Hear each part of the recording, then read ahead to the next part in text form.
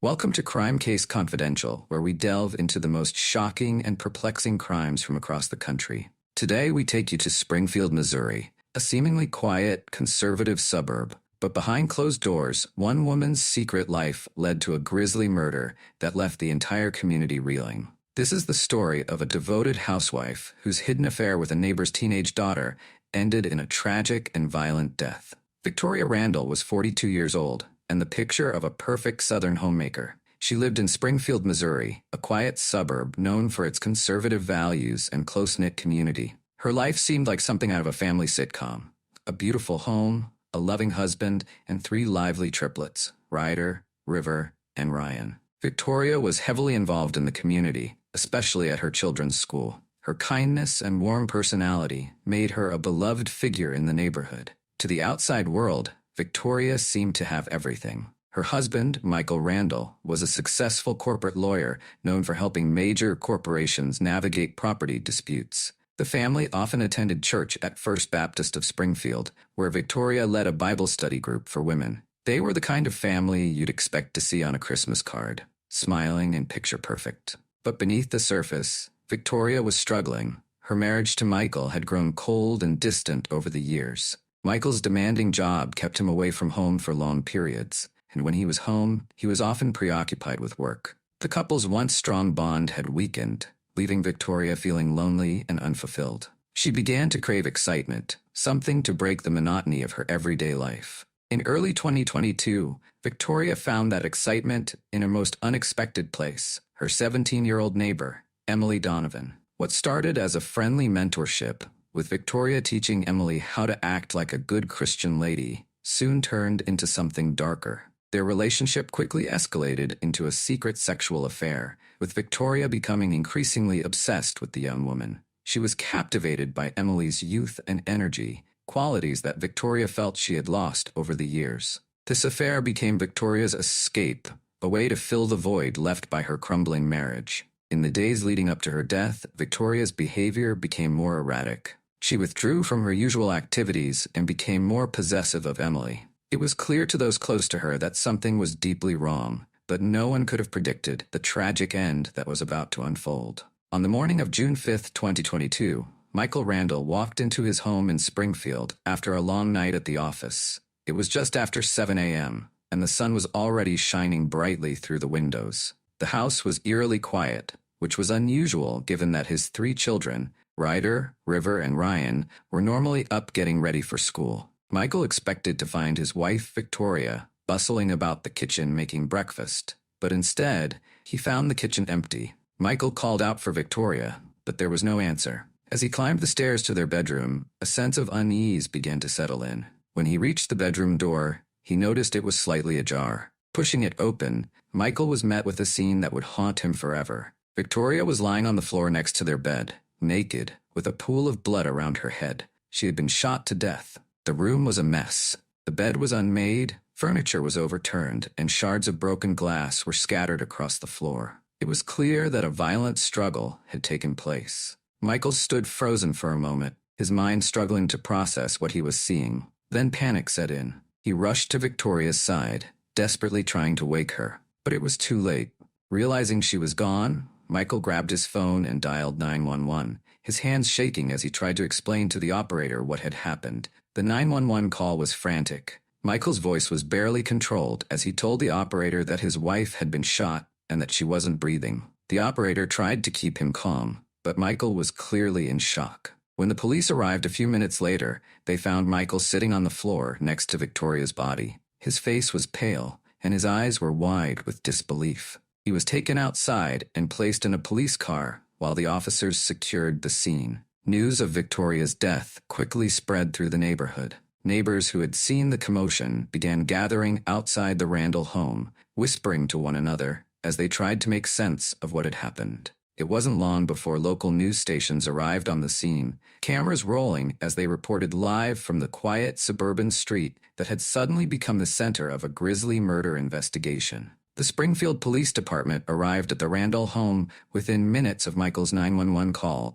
Officer Samuel Wright, a 12-year veteran known for his calm demeanor, was the first on the scene. He quickly assessed the situation and called for backup. The quiet suburban street was soon filled with police cars, their lights flashing red and blue, cutting through the early morning calm. Detective Natalie Hughes, a meticulous investigator with a reputation for solving complex cases, was assigned to lead the investigation. As the officers entered the home, they were met with a chaotic crime scene. The bedroom was in complete disarray.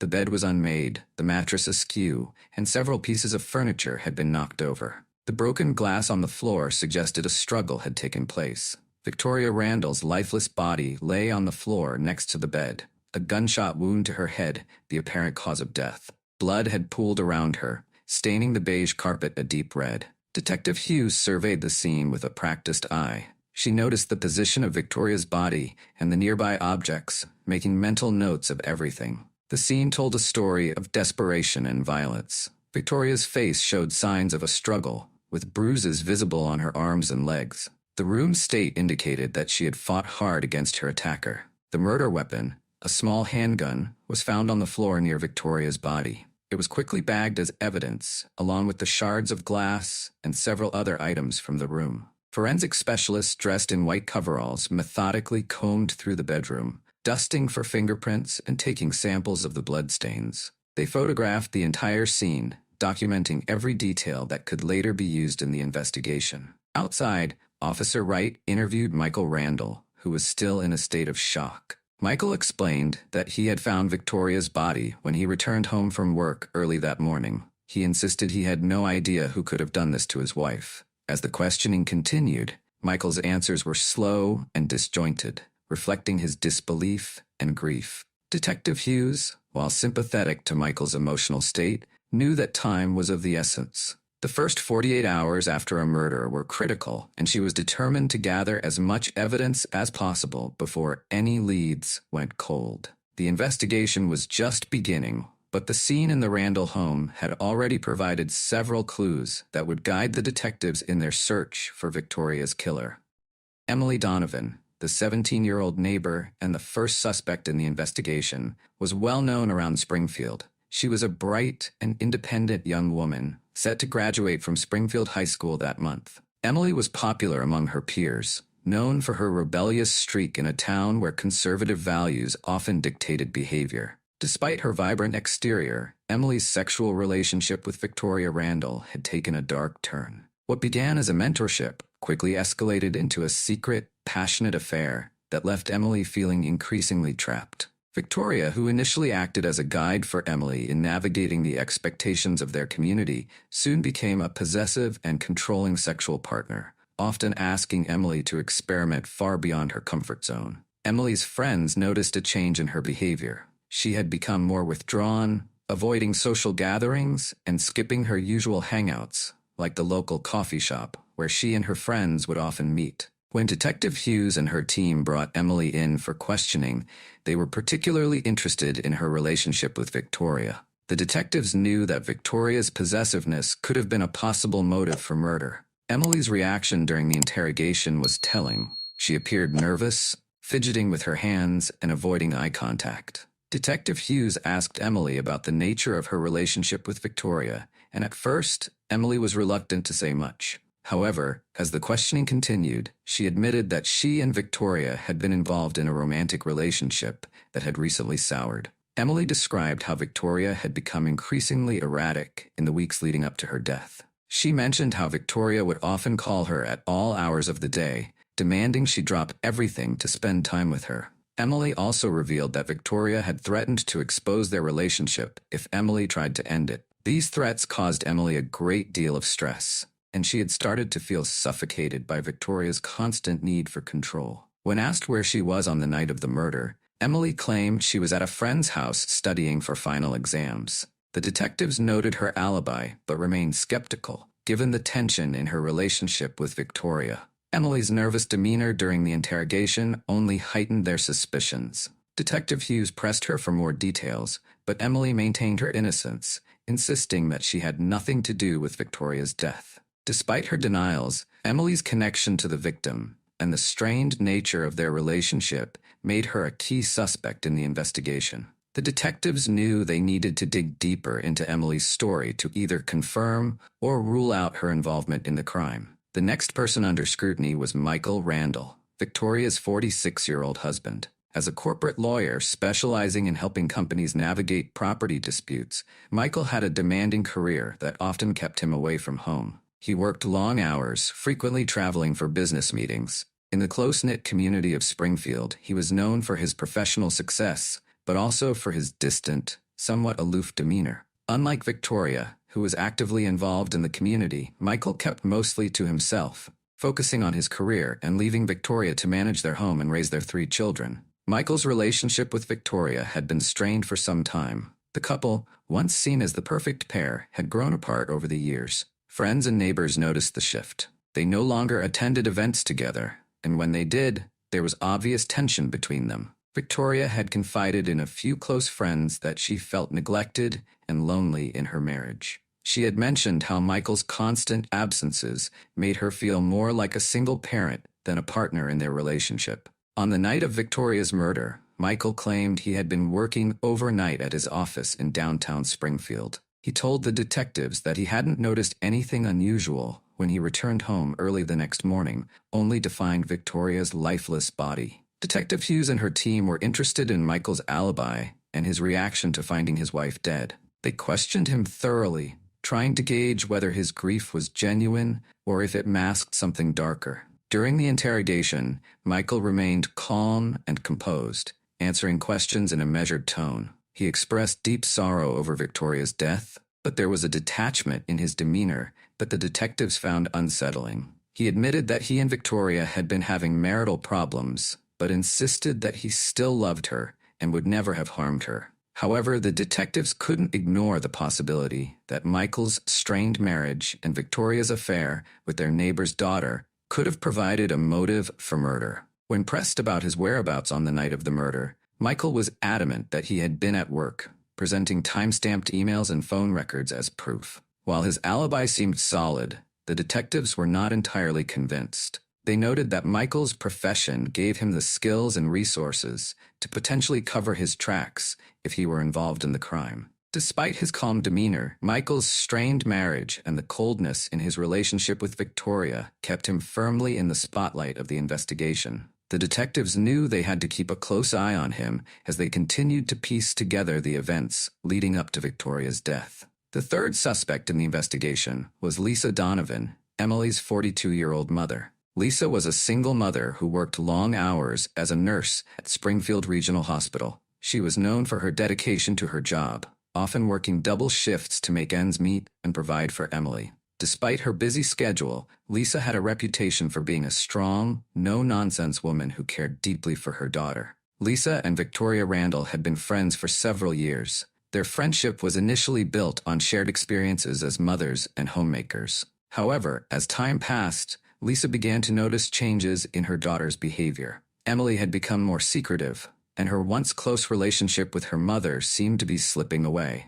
Lisa suspected that something was going on between Emily and Victoria, but she wasn't sure what. A few days before Victoria's murder, Lisa confronted Victoria about her suspicions. The two had a heated argument in Victoria's driveway, where Lisa demanded that Victoria stop having sex with her daughter. Lisa was protective of Emily and didn't like the idea of her daughter being involved in anything that could harm her future. The confrontation left both women angry, and Lisa left the encounter feeling uneasy. When Detective Hughes and her team brought Lisa in for questioning, they were aware of the argument she had with Victoria. The detectives asked Lisa about her relationship with Victoria and why she had confronted her. Lisa, who was usually composed, showed signs of stress during the interrogation. She admitted that she had argued with Victoria, but denied having anything to do with her death. She explained that she was concerned about Emily's well-being and only wanted to protect her daughter from getting hurt. The detectives pressed Lisa about her whereabouts on the night of the murder. Lisa stated that she had been working a night shift at the hospital and had clocked out just before midnight. She provided time-stamped records from the hospital's timekeeping system to support her alibi. Despite her strong alibi, the detectives couldn't ignore the intensity of the argument she'd had with Victoria and the fact that she lived so close to the crime scene. Lisa's protective nature and her proximity to the Randall home kept her on the detectives' radar. They continued to investigate her involvement, looking for any possible link between her argument with Victoria and the events that led to Victoria's murder. On June 12, 2022, just as the summer heat began to settle over Springfield, a breakthrough in the case emerged. It was mid-morning, around 10 a.m., when Detective Hughes received a call from a technician at a local electronics repair shop located on Main Street. The technician had been working on a malfunctioning home security system brought in by a customer when he stumbled upon something unusual: several hidden video files stored within the system's memory. These files contained footage that had been recorded in the Randall home, specifically in the master bedroom where Victoria's body had been found. The technician, realizing the significance of what he had discovered, immediately contacted the police. Detective Hughes and her team quickly arrived at TechFix to review the footage. The videos, which were dated over several months leading up to the murder, provided chilling evidence. The recordings revealed Victoria engaging in a sexual relationship with Emily Donovan. What was more disturbing, however, was that it became clear Victoria had been the one secretly filming their sexual encounters, likely without Emily's knowledge. The videos not only confirmed the illicit affair, but also showed the increasing tension between Victoria and Emily. In one of the final recordings, made just days before the murder,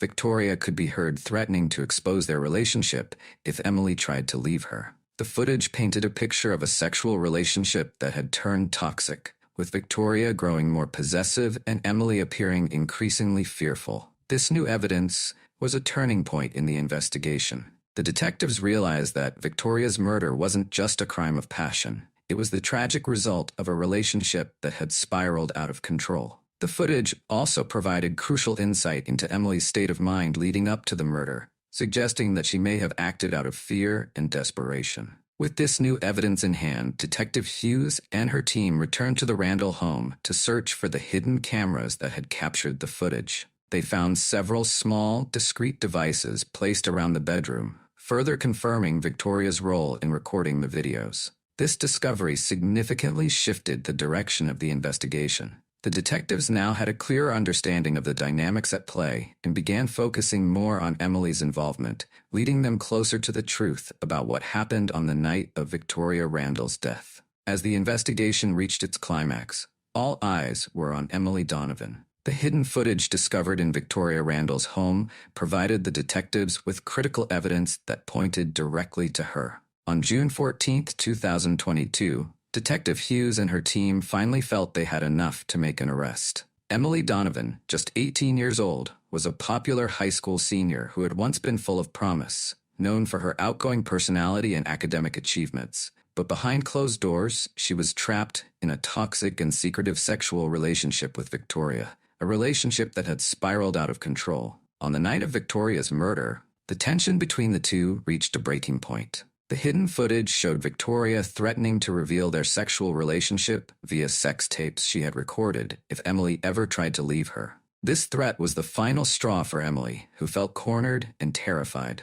In a moment of panic and desperation, Emily grabbed the gun from Victoria's nightstand and shot her. The crime scene, with its overturned furniture and broken glass, told the story of a fierce struggle that had ended in tragedy. Detective Hughes, now confident in her case, moved quickly. At 3 p.m. on June 14th, the police arrived at the Donovan home. Emily was inside, sitting on the living room couch with her mother, Lisa. The officers calmly explained the situation and placed Emily under arrest for the murder of Victoria Randall. Emily, visibly shaken, didn't resist. She seemed almost relieved, as if the weight of her secret was finally being lifted. Lisa Donovan, on the other hand, was in shock. She had no idea that her daughter had been involved in such a dangerous relationship, and the reality of the situation left her speechless. The arrest sent shockwaves through the community. Victoria's family, especially her husband Michael and their 3 children, were devastated by the news. Michael had suspected that something was wrong in his marriage, but he never imagined it would end in such a horrific way. The Randall family, once seen as the epitome of suburban success, was now shattered. In the days that followed, more details about the toxic sexual relationship between Victoria and Emily came to light, painting a complex picture of emotional abuse and desperation. The community, which had initially seen Emily as a promising young woman, began to view her actions through a different lens, one that took into account the psychological torment she had endured. Emily's arrest marked the beginning of a long legal process, one that would force everyone involved to confront the dark truths that had been hidden beneath the surface of their seemingly perfect lives. The trial of Emily Donovan began in late November 2022, capturing the attention of the entire Springfield community. The courtroom was packed with spectators and media, all eager to see how the case would unfold. The prosecution, led by District Attorney Jonathan Myers, a 50-year-old seasoned lawyer with a reputation for being tough but fair, argued that Emily had committed cold-blooded murder. Myers painted a picture of Emily as a manipulative young woman who, when faced with the possibility of losing control over her secret affair with Victoria Randall, chose to end Victoria's life rather than face the consequences. On the other side, Emily's defense attorney, Sarah Clayton, a 38-year-old known for her passionate advocacy for young clients, took a different approach. Clayton argued that Emily was a victim of Victoria's emotional and psychological manipulation. She presented evidence from the hidden videos showing how Victoria had increasingly pressured and threatened Emily, driving her to the brink of despair. Clayton contended that Emily's actions, while tragic, were the result of intense fear and a sense of having no way out. She pleaded with the jury to consider the torment Emily had endured in the months leading up to the murder. The trial was emotionally charged, especially for Victoria's family, who sat in the courtroom every day, listening to the details of Victoria's secret life and the events that led to her death. Michael Randall, in particular, was visibly shaken as he heard testimony about his wife's affair and the manipulative behavior she had displayed toward Emily. After several days of testimony and arguments, the jury reached a verdict. On November 29, 2022, Emily Donovan was found guilty of manslaughter, not murder. The jury, influenced by the evidence of Victoria's manipulation and Emily's psychological state, chose to convict her on a lesser charge. The judge sentenced Emily to 10 years in prison, with the possibility of parole after 5 years. The sentence was met with mixed reactions. Victoria's family felt the punishment was too lenient, struggling to reconcile the woman they knew with the secret life that had led to her death. Meanwhile, some in the community sympathized with Emily, recognizing the difficult circumstances that had driven her to commit the crime. The trial's conclusion left many in Springfield reflecting on the hidden struggles that can exist behind closed doors and the tragic consequences they can bring. In the aftermath of the trial, the lives of everyone involved were profoundly changed. Emily Donovan began serving her sentence at the Mabel Bassett Correctional Center, a women's prison in McLeod, Oklahoma. At just 18 years old, her life had taken a tragic turn. Inside prison, Emily enrolled in counseling and educational programs,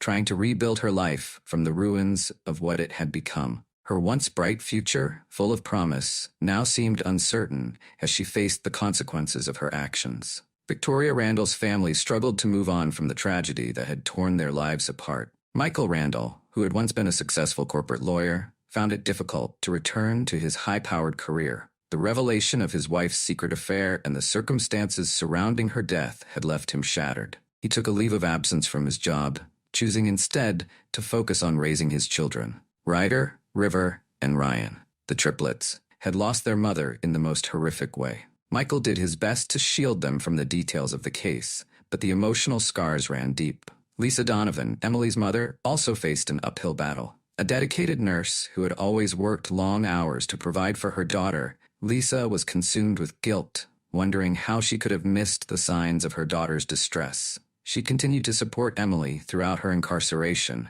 visiting her regularly and advocating for her early release. The Springfield community, once close-knit and conservative, was left in shock by the events that had unfolded in their quiet suburb. Victoria Randall's death and the trial that followed became a cautionary tale, a reminder that even in the most seemingly perfect neighborhoods, dark secrets could be lurking beneath the surface. Friends and neighbors who had once admired the Randall family now looked at their own lives, questioning what might be hidden behind their own closed doors. Life in Springfield slowly returned to normal, but the memory of Victoria's tragic death and the trial that followed would never fully fade. It served as a grim reminder of the hidden pain and desperation that can lead to unimaginable consequences.